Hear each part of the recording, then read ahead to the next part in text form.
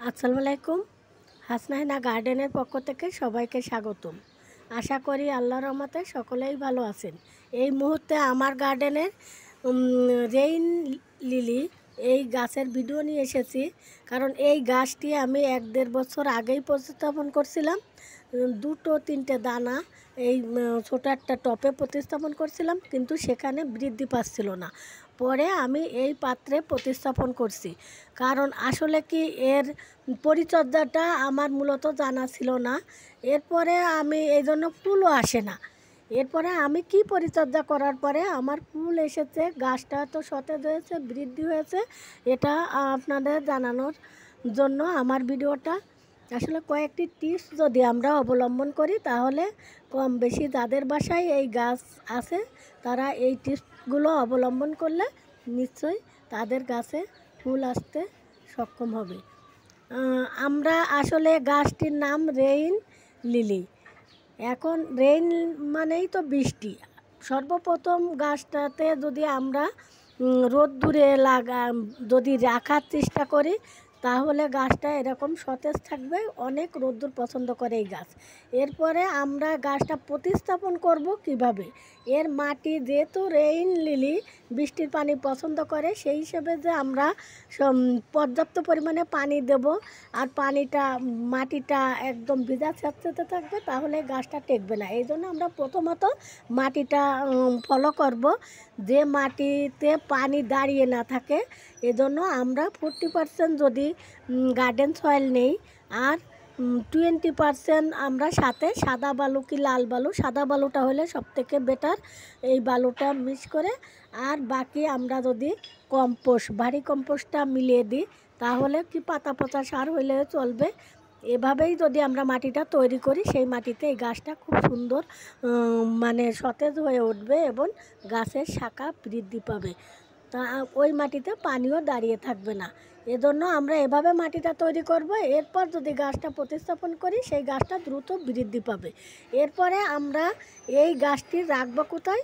ফুল সানলাইটে যদি আমরা গাছটা রাখি, তাহলে এই গাছটা দ্রুত বৃদ্ধিও পাবে, আর এটা বৃষ্টির দিনে আমরা প্রচুর পরিমাণে ফুলও পেতে পারবো। যেহেতু এই গাছটা আমার বেলকুনিতে রাখা ছিল, যার জন্য গাছটা বৃদ্ধিও পেত না। বেলকুনিতে তো অল টাইম রোদ্দুর লাগে না, হয়তো 1-1.5 ঘন্টা যেখানে রোদ্দুর পাই সেই স্থানে আমার রাখা ছিল। এরপর আমি আলাদা পট চেঞ্জ করে এই পটে প্রতিস্থাপন করে আমি একটু যেখানে বেলকুনিতেই আছে, তার যে সাইডে একটু রোদ্দুর 2-4 ঘন্টা রোদ্দুর লাগে, সেই স্থানে রাখার চেষ্টা করছি। এরপরে যে বৃষ্টির পানিটা সহজে বেলকুনিতে কিন্তু পুরো টপে পরিপূর্ণভাবে বৃষ্টির পানিটা লাগে না। এজন্য আমি ওই বৃষ্টির পানিটা ধরে ওই গাছের গোড়ায় যখনই প্রয়োগ করছি, তখনই কিন্তু আমার গাছে ফুলের কড়ি আসা শুরু করছে। এজন্য আমরা যদি এটা প্রথমত আমরা রোদ্দুরে রাখার চেষ্টা করি, এরপরে মাটিটা ঠিকঠাক তৈরি করতে পারি, তারপরে যদি আমরা বৃষ্টির পানিটা এই গাছে লাগাতে পারি, যদি টপ ফ্লোরও রাখা হয়, সবথেকে বৃষ্টির দিনে ভালো হবে। পুরো টপটা ভরে ফুলে পরিপূর্ণ হয়ে থাকবে।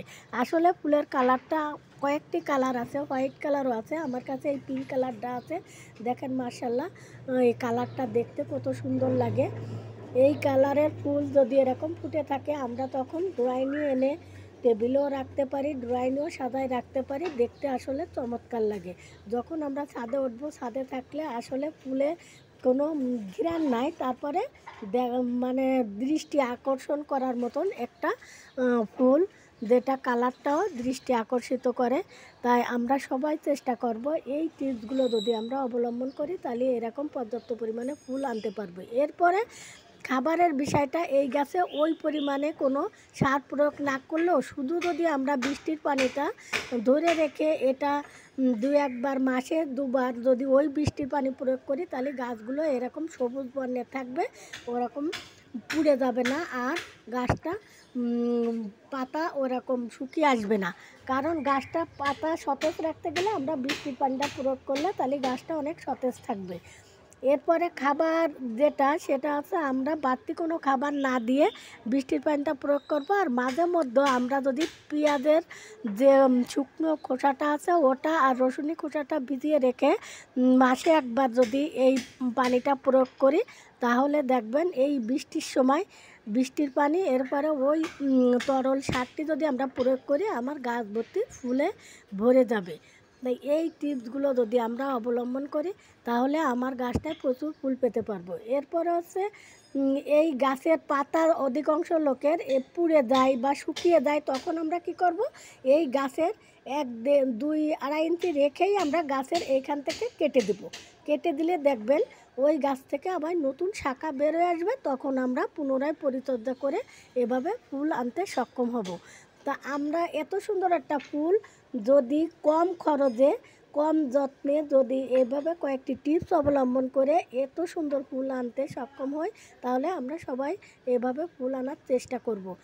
আমার ভিডিওটা যেখান থেকেই দেখছেন না কেন সকলকে অসংখ্য ধন্যবাদ। আসসালামু আলাইকুম।